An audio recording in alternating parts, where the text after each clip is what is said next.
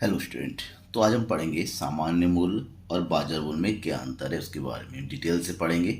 हर एक पॉइंट को के बारे में जो जानेंगे, इसके लिए पूरी वीडियो को देखिएगा आप लोग। और हाँ, चैनल को सब्सक्राइब नहीं किया है तो सब्सक्राइब कर लीजिएगा, साथ ही बेल आइकन को दबा दीजिए ताकि मेरी वीडियोज़ की लेटेस्ट अपडेट्स अब तक मिलता रहे। चलिए हम बात करते हैं अंतरों की। सबसे पहले दोनों के अंतर, सामान्य मूल्य और बाजार मूल्य। सामान्य मूल्य को जनरल प्राइस कहते हैं, बाजार मूल्य है मार्केट प्राइस। ठीक है ना। ध्यान में रखने वाली बात यह है कि सामान्य मूल्य एक जो है मांग और पूर्ति का एक संतुलित मूल्य है। और ये संतुलित मूल्य किसका है? दीर्घकालीन का है। यानी कि दीर्घकालीन संतुलन एक लंबे समय में, एक लंबी अवधि का एक मूल्य होता है जो कि बाजार की शक्तियों, यानी कि जो बाजार की प्रमुख शक्ति होती है कौन सी?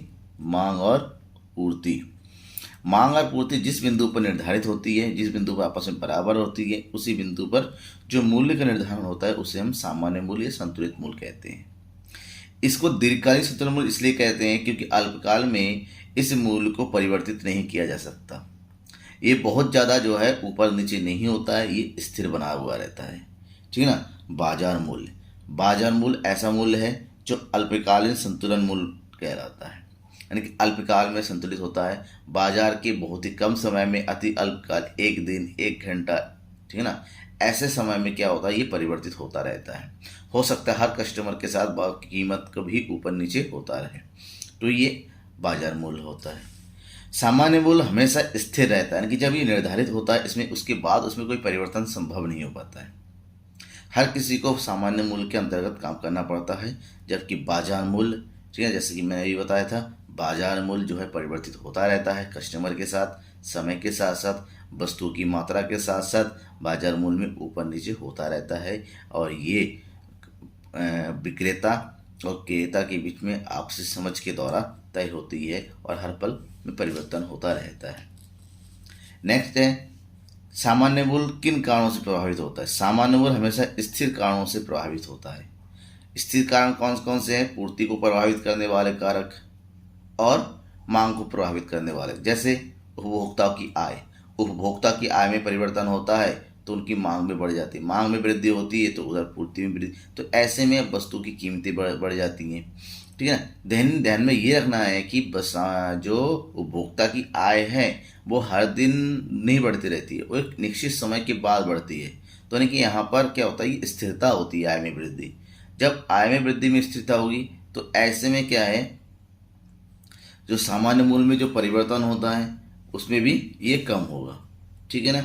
नेक्स्ट, जो बाजार मूल्य में जो परिवर्तन होता है वो अस्थायी कारणों से होता है, यानी कि किसी भी कारण से परिवर्तन हो सकता है, इसके कोई कारण निश्चित नहीं होता है किसी भी चीज़ से।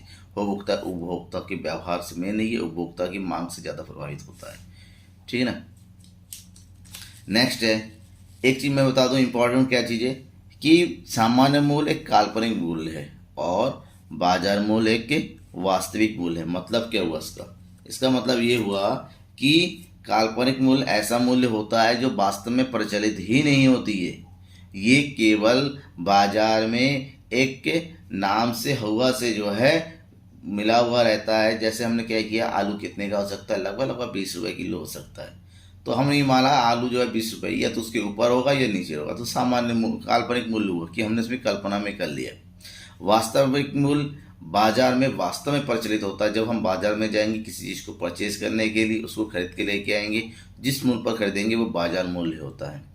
तो सामान्य मूल्य का वास्तव में कोई अस्तित्व नहीं होता है, और वास्तविक ये बाजार मूल्य वास्तव में अस्तित्व में होता है, ये व्यवहारिक होता है, और इसी से जो है वस्तुओं का क्रय विक्रय होता है। सामान्य मूल्य से वस्तुओं का क्रय विक्रय नहीं होता है।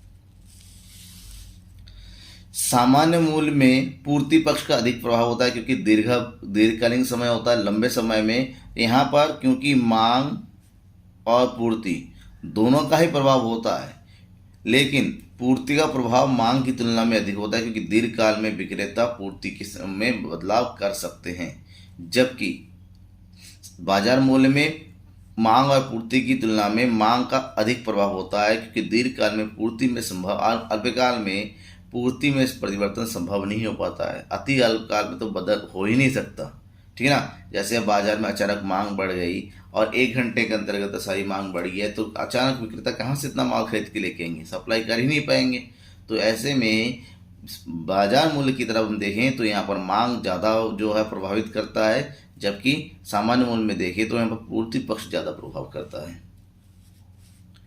मांग और पूर्ति का स्थिर संतुलन, यहाँ पर जो संतुलन होता है मांग और पूर्ति आपस में मिलके जो निर्धारित करते हैं ये स्थिर होता है।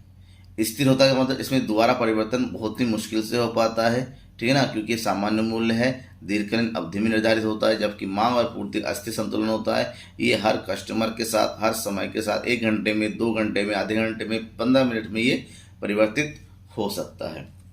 अब इसको थोड़ा ग्राफिकल तरीके से हम समझ लेते हैं, ग्राफ के माध्यम से।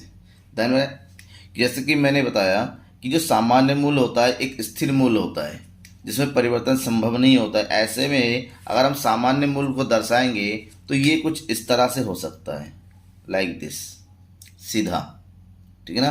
क्या हो गया ये सामान्य मूल्य जिसमें परिवर्तन नहीं होता। जबकि अगर हम बाजार मूल्य को दिखाएंगे, दर्शाएंगे, तो बाजार मूल्य हमेशा सामान्य मूल्य के आसपास ही रहता है। ये या तो ऊपर रहेगा या तो नीचे जाएगा, ऊपर जाएगा, नीचे जाएगा, यानी कि ये ऐसा लगता है कि किसी डंडे को लपेटा हुआ हो। ये जो बना हुआ है इसको बोलेंगे हम क्या चीज़, बाजार मूल्य।